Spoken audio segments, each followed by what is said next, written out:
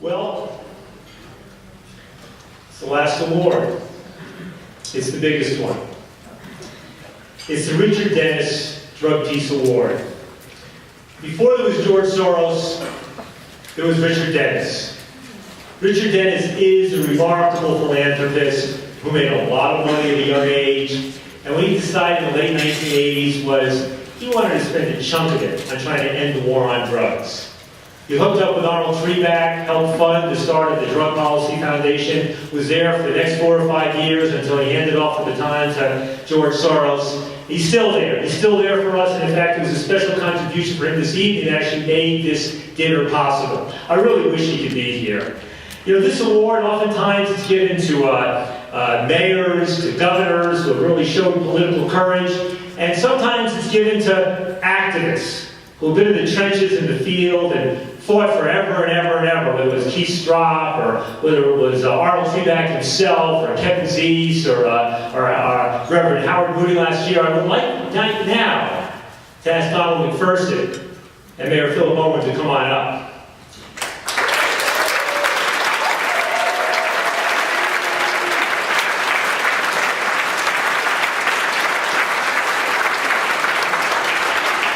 Say a few words about Donald, but first, I want to ask Mayor Philip Owen, who won this award back in 2003. He shared it with his successor as mayor, Larry Campbell, and the Canadian Senator Pierre-Claude Nolan, and who really was the courageous leader in all this in getting Vancouver on the path. He showed a sort of political leadership and courage that we virtually never see, and who suffered some political consequence as a result, but really represents that type of political fortitude that's just all too rare in political office.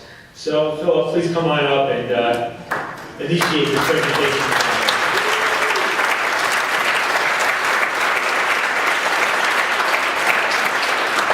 Thank you, Ethan, very much. I was deeply moved and honored in 2003 when I received this award with Larry Campbell.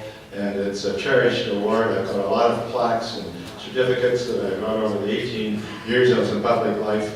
But the Drug Policy Alliance Award is my favorite, and it's right on my desk. So thank you very much. I was the mayor from 93 to 2002, and up to 1998, I had lovely 5 years as mayor. Everything was fine. Labor, peace, city was doing well. The economy was good, balancing the budget. Everything was fine. And then the city decided that it would hire a full-time drug policy coordinator, and that was done with MacPherson. That's the first thing that happened to me in 1998 that changed my life. Then I met Ethan Nadelman. Those two things put a complete change in my life. Everything changed from then on. And Donald came along and he said, we've got 3 choices in the city of Vancouver. We can have drug policy reform, we can have prohibition, we can do nothing. Do nothing is not an option. And therefore, we're left with the other 2. And we know that reform is right, and we know that prohibition is wrong. Therefore, we will win, and they will lose. Why don't the war on drugs people wave the white flag and surrender and get this agony over with? Congratulations, Donald. Thank you very much.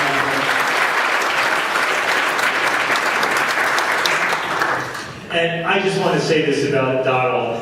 There's nobody in the world who has served under 4 successive mayors in the same position.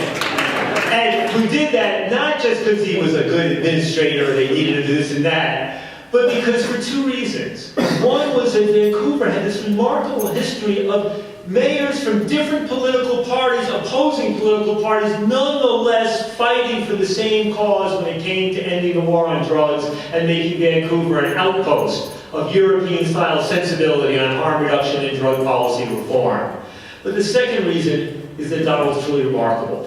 I mean, more than a decade serving in this position, he has really become the face of Vancouver on the international stage when it comes to talking about what's happening there, when it comes to talking about dealing with really tough, difficult situations in the downtown east side, with First Nation peoples and others just struggling with the worst sorts of addiction, of pushing forward on the safer injection sites and helping the process that Marty and the others were involved in on the Naomi trials, and now increasingly becoming an international spokesman and just now leaving the city of Vancouver so that he can begin to initiate a national effort in Canada. Donald, it is an enormous pleasure that I present this award to you.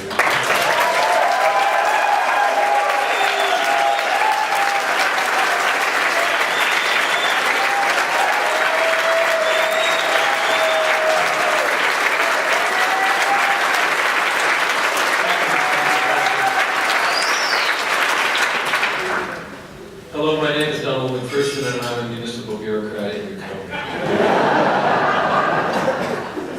Philip Owen got me into this, taking on this rather modest-sized problem of changing the world. I'm sorry.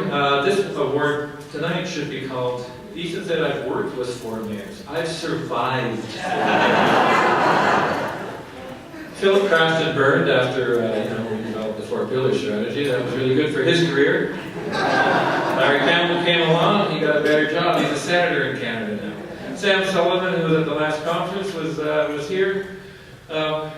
He crashed and burned too, and now I'm on my 4th. And I've been so moved at this conference by the passion, the intellect, the tears. This is a tragic issue. In Vancouver, we are hurting. We've lost thousands of people to preventable overdose deaths since 1993. And I worked in the community in the downtown east side, and staff were coming to me at our community center saying, we need grieving courses. We cannot take this. We were doing memorial services every 2 weeks at our theater. And the community was in mourning, and no one knew what to do.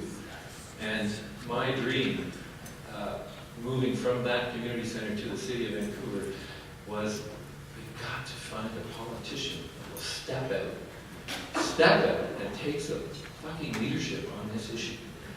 And I found Philip Owen. And I'm still here. He's retired. I also think Vancouver, what we did in Vancouver, we actualized what I've heard being talked about in the conference today. At several of the workshops, in the plenary today, people talk, when you're being an activist in your community, be an activist in another country at the same time. Think big, think global. And when I think of the way we put together the 4 pillars strategy and all the activism at the community level, we called on the world to come and help Vancouver. We had Ethan up, we had Werner Schneider from Frankfurt, we had Uli Minder from Switzerland, we had Kiels van Brussels from Amsterdam. We had people from all over the world. I would email in the middle of the night Alex Wodak. God knows where he was. But in 15 minutes from somewhere in the world, he would get back to me with the proposed solution to the problem that I had posed for him. So we did invite the world to help us build on the incredible activism that you see in this room. The Canadians that are in this room are part of the success of Vancouver. If you walk into AIDS PEI, Prince Edward Island, on the east coast of Canada, the first thing you see on the wall of AIDS PEI is Save Insight, the safe injection site in Vancouver. It's a national movement we've created. We're trying to hold the ground. Our federal government is going backwards. I've quit my job because I can't take it anymore. And I think the criminalization of people who use drugs and drugs themselves is the most abominable policy and failed public policy that exists on the planet.